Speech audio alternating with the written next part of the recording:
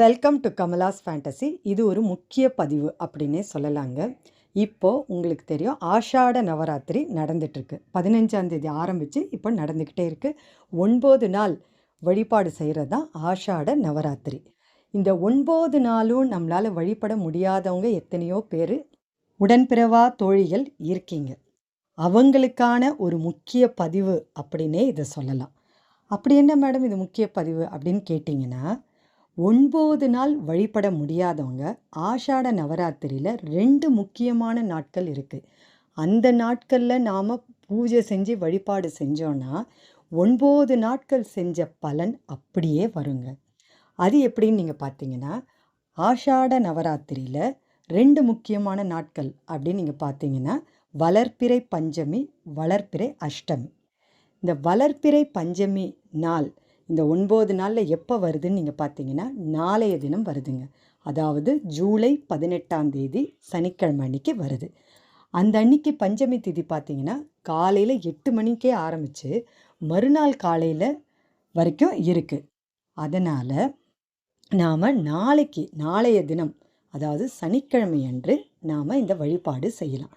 எப்படி வழிபாடு செய்யலாம்? நீங்கள் சிம்பிளாக செய்யணும் அப்படின்னு நீங்கள் நினச்சிங்கன்னா, வீட்டில் எந்த அம்மன் படம் இருந்தாலும் பரவாயில்லைங்க. வாராகி அம்மனை மனசில் நினச்சிக்கோங்க.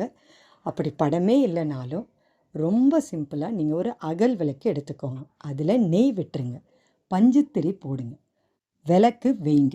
விளக்கு வச்சுட்டு மனதார வாராகி அம்மனை மனதார வேண்டி உங்களுடைய பிரார்த்தனை, உங்களுடைய வேண்டுதல்கள் எது இருக்கோ, குழந்தை இல்லாதவங்களுக்கு குழந்தை பேர் வேணும், திருமணம் ஆகாதவங்களுக்கு திருமண தடை நீங்கி திருமணம் கை கூடணும்.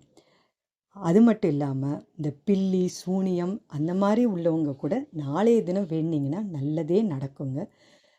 நோய், தீராத நோய் வீட்டில் இருக்குது, யாருக்காவது அந்த மாதிரி தீராத நோய், பெரிய பெரிய நோய்கள் வீட்டில் இருக்குன்னா அவங்களும் இந்த மாதிரி விளக்க வச்சு வேண்டணுன்னா கண்டிப்பாக அந்த நோயெல்லாம் தீருங்க.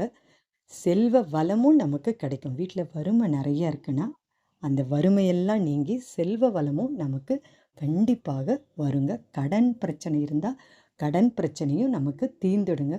அத்தனையும் நமக்கு தருபவள் வாராகி அம்மன்.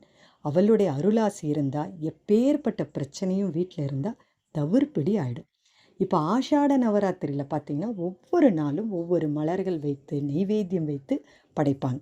அப்படி படைக்கிறவங்களும் நாளைய தினத்தை விட்டுறாதீங்க. நாளைய தினம் பார்த்திங்கன்னா, செவ்வரளி மலர், செம்பருத்தி மலர்களால் வாராகி அம்மனை அலங்கரித்து வெண்பொங்கல் வச்சு படைச்சோன்னா ரொம்ப ரொம்ப ரொம்ப நல்லதுங்க. அப்படி இந்த மாதிரி பண்ண முடியாதவங்க வெறும் ஒரு அகல் விளக்கில் வச்சு அந்த ஒளியில் வாராகி அம்மனை நீங்கள் பார்த்தாலே அவ்வளோ ஒரு சிறப்பு. அந்த ஒளியே உங்களுக்கு வாராகி அம்மனுடைய அருளாசி உங்களுக்கு கிடைக்கும். அதில் அந்த அம்மனுடைய முகம் உங்களுக்கு தெரியும். ஆத்மார்த்தமாக உட்காந்து நீங்கள் வேண்டுனீங்கன்னா அந்த அம்மன் நமக்கு எல்லா அருளாசியும் கொடுப்பாங்க.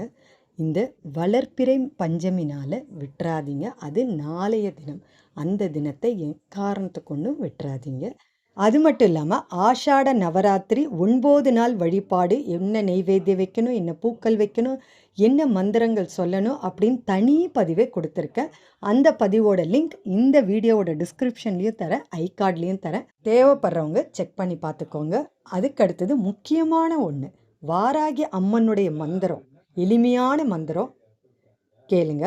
ஓம் வாராகி அம்மன் தாயே போற்றி, ஓம் வாராகி அம்மன் தாயே போற்றி, ஓம் வாராகி அம்மன் தாயே போற்றி.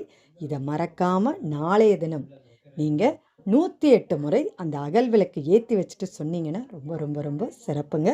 இந்த பதிவு உங்களுக்கு ரொம்பவே பிடிச்சிருந்தால் லைக் பண்ணுங்கள், உங்கள் உற்றார் உறவினருக்கும் ஷேர் பண்ணிவிடுங்க. அடுத்த ஒரு நல்ல ஆன்மீக பதிவோடு உங்களை சந்திக்க வரேன்.